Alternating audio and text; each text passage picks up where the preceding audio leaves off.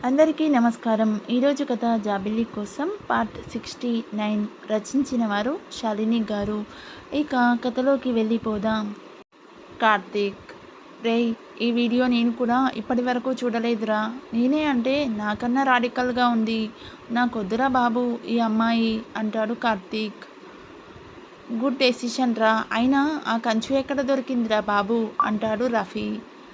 వెంటనే రఫీ తలపైన ఒక్కటి వేస్తాడు కార్తీక్. రఫీ: ఎందుకురా నన్ను కొట్టావ్? కార్తీక్: మరి నా బంగారాన్ని కంచు అంటే ఊరుకుంటానా బే సాలే. ఫ్రెండ్స్ ఆశ్చర్యంగా: బంగారమా? రేయ్, ఇప్పుడే కదరా ఇంత రాడికల్ అమ్మాయి వద్దు అన్నావు, మళ్ళీ ఇదేంటి? కార్తీక్: రేయ్, ఆ రాడికల్ రాక్షసే నాకు కరెక్ట్. అయినా ఆ వీడియో చూడగానే వద్దు అనుకోవడానికి ఆ అమ్మాయి అందానికి నేను పడిపోలేదురా. నాకు మొదటి చూపులో నచ్చింది తన అందం కాదు, తన క్యారెక్టర్. చాలామంది అమ్మాయిలకి మంచి క్యారెక్టర్ ఉంటుంది, కానీ ఈ అమ్మాయి చాలా డిఫరెంట్గా ఉంది.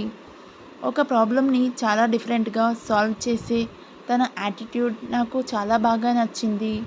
శాంతి విషయంలో శాంతి పేరు బయటికి రాకుండా, శాంతి లైఫ్ అల్లరి కాకుండా, పోలీస్ కంప్లైంట్ లాంటి చెత్త లేకుండా ప్రాబ్లమ్ని చాలా కూల్గా హ్యాండిల్ చేసింది.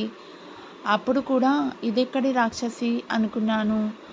కానీ తాను యాసిడ్ ఎందుకు పోసింది, ఏ సిచ్యువేషన్లో అలా చేసింది అనే విషయం శివ తన పేరెంట్స్కి చెప్పినప్పుడే నాకు అర్థమైంది. ఒక ఆడపిల్ల అయి ఉండి తన ఫ్రెండ్స్ కోసం అంత సాహసం చేసింది. మనమైతే వాడి కాళ్ళు చేతులు విరగ్గొట్టే వాళ్ళం, కానీ ఆ అమ్మాయి వాడి మైండ్ మీద కొట్టింది. లైఫ్లో వాడు మళ్ళీ అమ్మాయిల జోలికి వెళ్ళాలి అంటే భయపడేలా చేసింది. ఒకవేళ వాడు ఫ్యూచర్లో ఏమైనా చేస్తే అనేదానికి కూడా ప్రిపేర్ అయి తెగించి మరీ చేసింది. అందుకే ఈ అమ్మాయి నాకు బాగా నచ్చింది. ఇంకా అందం గురించి అయితే చెప్పక్కర్లేదు. మనిషి అందమే, మనసు అందమే. అందుకే ముందు తనకి పడిపోయాను అనుకున్నాను. కానీ ఈ 2 నెలల్లో అది అట్రాక్షనా, లవ్వా అనేది తెలుసుకోవాలనుకున్నాను. ఈ 2 నెలల్లో నాకు అర్థమైంది, నా టెంపర్కి తన తెగింపు కరెక్ట్గా సెట్ అవుతుంది అని. అందుకే ఏం జరిగినా ఆ అమ్మాయిని వదలను. ఆ అమ్మాయి నాకు కావాలి. కావాలంటే ఎత్తుకు వెళ్ళి మరీ పెళ్లి చేసేసుకుంటా. రఫీ అయోమయంగా: ఒరేయ్, వీడు తాగి ఏదేదో మాట్లాడుతున్నాడేంటిరా? ఫ్రెండ్స్ అయోమయంలోనే: మాకు అదే అర్థం కావటం లేదురా. కార్తీక్: మూసుకోండి బే. రేయ్ రఫీ, పొద్దున్నే రెడీ అయి ఉండు, నేను వచ్చి పిక్ చేసుకుంటా, పని ఉంది, మనిద్దరం వెళ్ళాలి. రఫీ: సరేరా. అందరూ ఎవరి ఇళ్లలకు వాళ్ళు వెళ్ళిపోతారు. ఉదయం కార్తీక్ వచ్చి రఫీని పిక్ చేసుకొని బైక్ పైన వెళ్తూ ఉంటారు. రేయ్, ఎక్కడికి రా? సండే కూడా మనశ్శాంతిగా ఉండనివ్వకుండా ఎక్కడికి రా అంటూ రఫీ గోల మొదలు పెట్టాడు.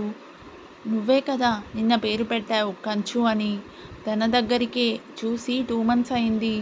అర్జెంటుగా చూడాలని ఉంది. వీలైతే ఎత్తుకు వచ్చి పెళ్లి చేసుకుందామని. అందుకే ఇలా అంటూ బైక్ స్పీడ్ పెంచాడు కార్తీక్. రఫీ కోపంగా: రేయ్, ఈరోజు సండేరా, ఆ అమ్మాయి కాలేజ్ ఉండదు. ఇప్పుడు ఎక్కడ చూస్తావురా? కాఫీ షాప్లో. ప్రతి వీకెండ్ తన ఫ్రెండ్స్ అంతా ఎక్కడ ఉన్నా కలుస్తారు అని శాంతి ఒకసారి చెప్పింది. ఇంతకుముందే శాంతికి ఫోన్ చేసి విషయం తెలుసుకున్నాను. ఈరోజు స్పాట్ కాఫీ షాప్ అని, అందుకే అక్కడికే అంటూ బైక్ రైడ్ చేశాడు కార్తీక్. కార్తీక్, రఫీ ఇద్దరు కాఫీ షాప్కి చేరుకుంటారు. కార్తీక్ అనుకి శాంతికి తాను కనిపించకుండా వాళ్ళ వెనుక సీట్లో కూర్చుంటారు.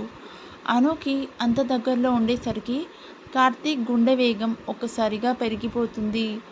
అను వెనుక కూర్చోవడం వల్ల అను మొహం కనిపించటం లేదు. అను ఫ్రెండ్స్ అంతా మాట్లాడుకుంటున్నారు. ఎవరి విశేషాలు వాళ్ళవి. ఆ గ్యాంగ్లో తన్మయి, సౌజన్య, శాంతి, సుజాత అందరూ ఉన్నారు. ఇంతలో ఒక అబ్బాయి వీళ్ళ టేబుల్ దగ్గరికి వస్తాడు. ఆ అబ్బాయి తన పేరు శ్రీకాంత్ అని చెప్పి అందరికీ ఇంట్రడ్యూస్ చేసుకుంటాడు. ఫ్రెండ్స్, మీ పేరు మాకెందుకు చెప్తున్నారు? శ్రీకాంత్ అంటే నేను అనన్యతో మాట్లాడాలని వచ్చాను. అను: నాతోనా? చెప్పండి. శ్రీకాంత్ అంటే కొంచెం పర్సనల్. ఆ మాటకి అను ఫ్రెండ్స్ ఏదో సాగదీసే లోపల అను కంటి చూపుతో అందరినీ వార్న్ చేస్తుంది. సరే పదండి అంటూ కార్తీక్కి పక్క టేబుల్లో కూర్చుంటారు అను శ్రీకాంత్. కార్తీక్ కోపంగా, రేయ్ రఫీ, వీడెవర్రా నాకు పోటీగా వచ్చేలా ఉన్నాడు. రఫీ, నువ్వు నోరు మూసుకొని ఉండు, ముందు అసలు విషయం తెలియాలి కదా. కార్తీక్ సైలెంట్ అయి ఒక చెవి అను టేబుల్ వైపు వేసి ఉంచుతాడు. అను, చెప్పండి శ్రీకాంత్ గారు. శ్రీకాంత్ టెన్షన్ పడుతూ, అనన్య అది. అను నవ్వుతూ, ఎందుకు అంత టెన్షన్ పడుతున్నారు, కూల్గా మ్యాటర్ చెప్పండి. శ్రీకాంత్, నేను బీటెక్ ఫైనల్ ఇయర్ చదువుతున్నాను అండ్ మా ఫ్యామిలీ. అను, హలో బాస్, ఇదేమైనా జాబ్ ఇంటర్వ్యూనా, సెల్ఫ్ ఇంట్రడక్షన్ ఇస్తున్నారు, అసలు మ్యాటర్ చెప్పండి ముందు.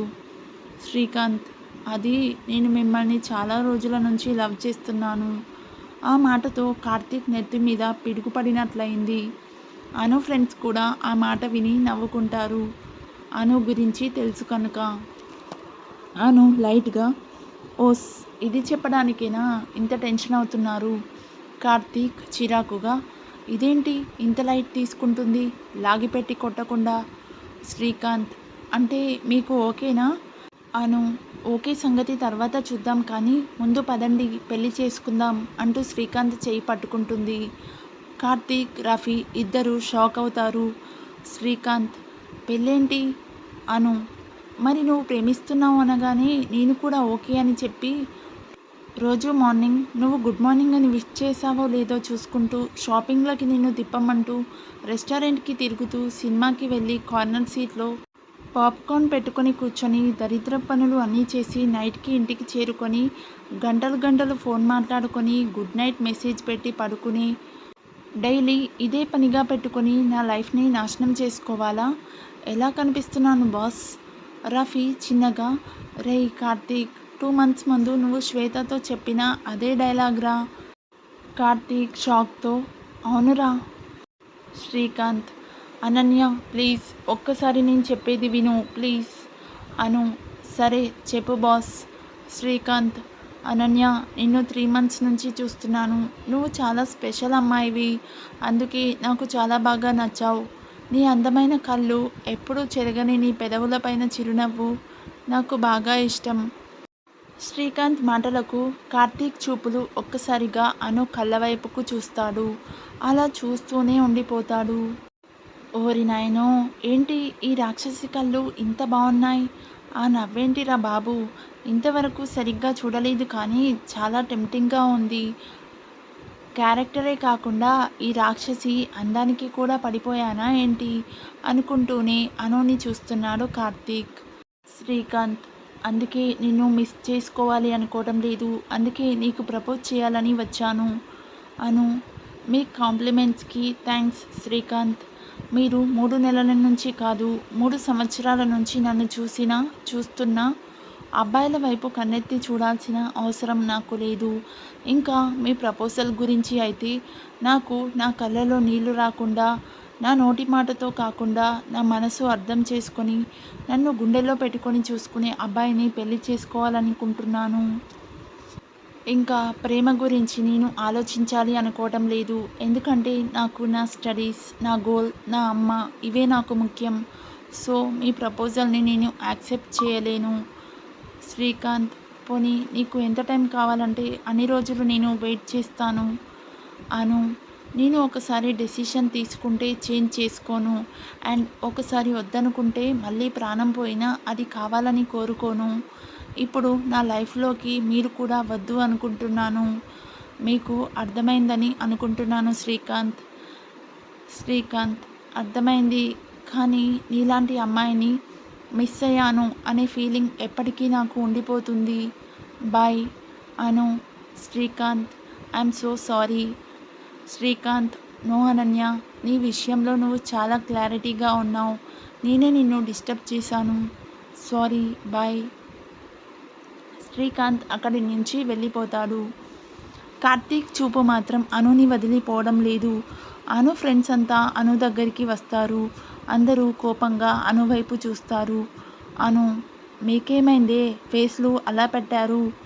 గ్యాంగ్, మరి వాడెవడో వచ్చి పర్సనల్గా మాట్లాడాలి అనగానే మమ్మల్ని పక్కన పెట్టేశావు, మరి కోపం రాదా? అను. ఓ నా బుజ్జి డెవిల్స్, అది నా పర్సనల్ విషయం అయితే నా ఫ్రెండ్స్గా మీకు తెలుసుకునే ఫుల్ రైట్స్ ఉన్నాయి. కానీ అతను పర్సనల్గా అతని విషయం మాట్లాడుతున్నప్పుడు మిమ్మల్ని పక్కన ఉంచితే అది సంస్కారం లేదు అనిపించుకోవడమే అవుతుంది. కార్తీక్ మనసులో, అంటే ఆ రోజు నేను శ్వేత విషయంలో ఛ అని అనుకుంటాడు. అను. అయినా మీరు ఏమీ విననట్లు బిల్డప్ ఇస్తారు ఎందుకే? మొత్తం విన్నారు అని నాకు తెలుసు కానీ ఓవర్ యాక్షన్ తగ్గించండి. అందరూ నవ్వుకుంటారు. గ్యాంగ్. అది సరే, ఆ అబ్బాయి ప్రపోజ్ చేయగానే లాగిపెట్టి కొట్టకుండా థ్యాంక్స్ చెప్పావేంటే? అను. తప్పేముంది, మన క్యారెక్టర్ బిహేవియర్ నచ్చి ఒకరు మనకి ప్రపోజ్ చేస్తే అది ఒక అప్రిషియేషన్ అంతే. దానికేదో జరిగిపోయినట్లు సీన్ చేసి అందరి ముందు మనమెందుకు అల్లరి కావాలి?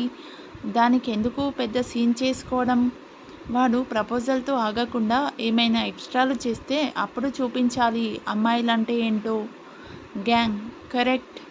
మరి పెళ్ళి అని తిరగడం అంటూ ఫస్ట్లోనే ఎందుకు అలా భయపెట్టేశావు? అను. అలా సీరియస్ అయితే భయపడతాడు అనుకున్నాను.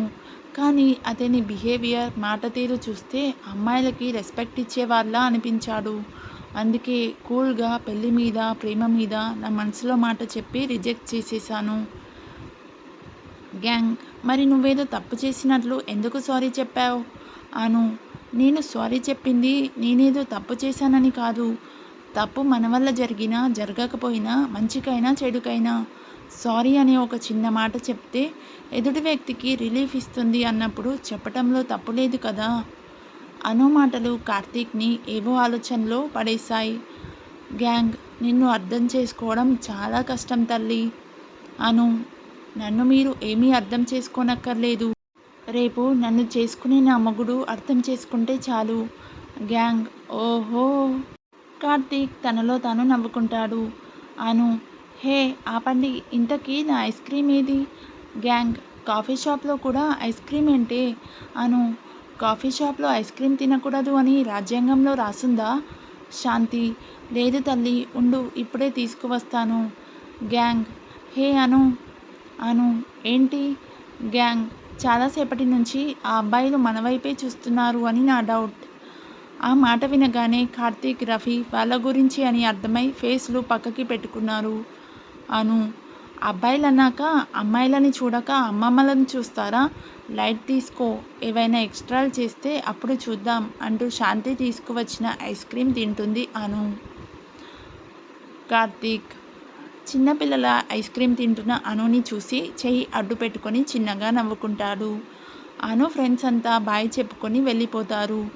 శాంతి తనకేదో పని ఉందని చెప్పి అందరినీ పంపించి మళ్ళీ కాఫీ షాప్లోకి వస్తుంది. నేరుగా కార్తీక్ టేబుల్ దగ్గరికి వస్తుంది శాంతి. కార్తీక్ మనసులో దొరికిపోయాను అనుకుంటూ, నువ్వేంటి ఇక్కడ శాంతి? శాంతి సీరియస్గా, ఆ మాట నేను అడగాలి, నువ్వేంటి ఇక్కడ? కార్తీక్. అది తర్వాత చెప్తాను కానీ నేను ఇక్కడ ఉన్నానని నువ్వెప్పుడు చూసావు? శాంతి. మీరు కాఫీ షాప్లో ఎంట్రీ ఇచ్చినప్పుడే చూశాను. రఫీ. మరి ఎందుకు పలకరించలేదు? మీ ఫ్రెండ్స్కి పరిచయం చేసి ఉండొచ్చు కదా. శాంతి. అప్పుడు కానీ మీకు చుక్కలు కనిపించేవి కావు. కార్తీక్. అదేంటి? శాంతి. నా చదువు ఆగిపోవడానికి కారణం నువ్వే అని మా గ్యాంగ్కి తెలిసిందో, అందులో అనుకి తెలిసిందో నేను ఇక్కడే మడత పెట్టి ఇస్త్రీ చేసేసేది. రఫీ. అమ్మో వద్దులే, ఆ కంచు అలానే ఉంది. శాంతి. ఇంతకీ అన్నగారు నాకు ఫోన్ చేసి నేను ఎక్కడ ఉన్నానో తెలుసుకొని మరి ఇక్కడికి ఎందుకు వచ్చావు? రఫీ. ఎవరినో ఎత్తుకుని వెళ్ళి పెళ్లి చేసుకోవడానికంట. శాంతి ఆశ్చర్యంగా. అవునా, ఎవర్రా అమ్మాయి? రఫీ. ఎవరో అయితే నీ ప్రోగ్రాం ఎందుకు అడుగుతాడు? నీ ఫ్రెండ్ అనన్యానే. శాంతి షాక్తో. ఏంటన్నయ్య, నిజమా? తనకి ఇలాంటివి నచ్చావన్నయ్య. ఇంతకు ముందు కూడా చూసావు కదా ఆ అబ్బాయిని ఎలా రిజెక్ట్ చేసిందో. దాన్ని ఎత్తుకు వెళ్ళి పెళ్ళి ఏంటిరా? కార్తీక్ చిరాకుగా. హే ఆపు నీ సొల్లు. నేను తనని ఎత్తుకు వెళ్ళి పెళ్లి చేసుకోవడం ఏంటి? ఆ అమ్మాయికి అంత సీన్ లేదు. రఫీ. నువ్వే కదరా మంచి క్యారెక్టర్ ఉన్న అమ్మాయి దొరికితే ఎత్తుకు వెళ్ళి. కార్తీక్. చి ఆపరా బాబు, అప్పుడు నేనే అన్నాను. కానీ ఈ అమ్మాయిని ఎత్తుకు వెళ్ళి పెళ్లి చేసుకోవాలని లేదురా. గుండెల్లో పెట్టుకొని చూసుకోవాలని ఉంది. ఆ అమ్మాయి క్యారెక్టర్ నచ్చి, అందం నచ్చి ప్రేమించాను కానీ క్యారెక్టర్, అందం, లైఫ్ పట్ల క్లారిటీ, తన ధైర్యం, తెగింపు, అబ్బాయిలతో బిహేవియర్, దేనికి ఎలా రియాక్ట్ కావాలో ఆలోచించే మైండ్ సెట్, సంస్కారం, పెద్దల పట్ల గౌరవం, అన్నిటికీ మించి తన అల్లరి, చిలిపితనంతో కూడిన తన పెదవులపైన చిరునవ్వు. ఇది అమ్మాయి కాదురా బాబు, అద్భుతం. శాంతి: అన్నయ్య, ఏంటిరా ఇది? అంతలా ఎలా కనెక్ట్ అయిపోయావు? కార్తీక్: తెలియదురా, తనని చూస్తేనే పిచ్చి ఎక్కేలా ఉంది, అంత నచ్చేసింది. తనని తలుచుకుంటేనే తన మీద ప్రేమ ఇంకా పెరిగిపోతుంది. రఫీ: కానీ నువ్వే అన్నావు కదరా, ఈ ఏజ్లో అమ్మాయిలకి లవ్ మీద క్లారిటీ ఉండదు అని. కార్తీక్: అవును అన్నాను, కానీ అనన్యకి ఫుల్ క్లారిటీ ఉంది. శాంతి: కానీ నీ ప్రేమ సక్సెస్ కాదు, ఇప్పుడే చూసావుగా ఆ శ్రీకాంత్తో ఎంత క్లారిటీగా తన డెసిషన్ చెప్పిందో. కార్తీక్: అందుకే నా లవ్ని నేను తనతో చెప్పను. ఒకవేళ చెప్పి తాను ఒకసారి నన్ను వద్దు అని డిసైడ్ అయిందనుకో, ఇంకా లైఫ్లో నా వైపు చూడదు అని నాకు అర్థమైంది. శాంతి: అందుకే వెళ్ళి పని చూసుకో. కార్తీక్: ఏంటి చూసుకునేది? ఇక నుంచి ఆ రాక్షసిని చూసుకోవడమే నా పని. శాంతి: రఫీ అంటే అంటారు. కార్తీక్: నాకు అనన్య కావాలి, తనకి తన లక్ష్యం కావాలి. అందుకే తన లక్ష్యం నెరవేరే వరకు నేను, నా ప్రేమ తన ముందుకు రాదు. అను కోరుకున్నది సాధించే వరకు తన కోసం వెయిట్ చేస్తాను, ఎన్నాళ్ళు అయినా. శాంతి: అన్నయ్య, నువ్వు అసలు అమ్మాయిల గురించి మాట్లాడవు, కానీ ఎందుకు అనుని ఇంతలా ప్రేమిస్తున్నాను అంటున్నావు? అసలు అను గురించి నీకేం తెలుసని? కార్తీక్: అంతా తెలుసుకోవడానికి నేనేమైనా కంపెనీలో జాబ్ ఇస్తున్నానా? అను గురించి తెలుసుకుంది చాలు తనకి పడిపోవడానికి, అంతకు మించి ఆలోచించను. నువ్వు కూడా ఆలోచించకు. శాంతి: కానీ అన్నయ్య. కార్తీక్ శాంతి చేయి పట్టుకొని: శాంతి, అను తన ఫ్యూచర్ విషయంలో ఎంత క్లారిటీగా ఉందో నేను అను విషయంలో కూడా అంతే క్లారిటీగా ఉన్నాను. ఏం జరిగినా, ఎంతకాలమైనా సరే మీ రాక్షసి అను కోసం, నా అందాల జాబిలి అను ప్రేమ కోసం నేను వెయిట్ చేస్తాను. కానీ ఈలోపు తన మనసులో నాకంటూ ఒక ప్లేస్ కావాలి, అందుకు నీ హెల్ప్ కావాలి, చేస్తావా అని అడుగుతాడు. శాంతి: చేస్తానన్నయ్య, నీ కోసం ఏమైనా చేస్తాను. కానీ ఈ అందాల జాబిలేంటి? కార్తీక్: ఏమోరా, తనని వర్షంలో ఆడుకుంటున్నప్పుడు చూసావా, అప్పుడే నా కోసం వచ్చిన జాబిలిలా అనిపించింది. శాంతి: అన్నయ్య, నువ్వేనా ఇలా మాట్లాడుతున్నావు? కార్తీక్: పోరా అంటాడు. రఫీ: రై, ఈలోపు అనన్యకి ఎవరైనా నచ్చి ప్రేమిస్తే? కార్తీక్: నా బంగారం రాది, అంత ఈజీగా పడే క్యారెక్టర్ కాదురా. నువ్వు లేనిపోని డౌట్లు పెట్టకు. ఒకవేళ అలా జరిగితే అప్పుడైనా సరే ఎత్తుకొని వెళ్ళి పెళ్లి చేసుకుంటాను. రఫీ: ఎల్లెహే, వీడు ఎత్తుకు వెళ్ళి పెళ్లి చేసుకునే కాన్సెప్ట్ ఏంటో. కార్తీక్, శాంతి ఇద్దరూ నవ్వుకుంటారు. మిగిలిన కథ నెక్స్ట్ పార్ట్లో చూద్దాం. If you like this video, please like, share and subscribe to my YouTube channel. Thank you.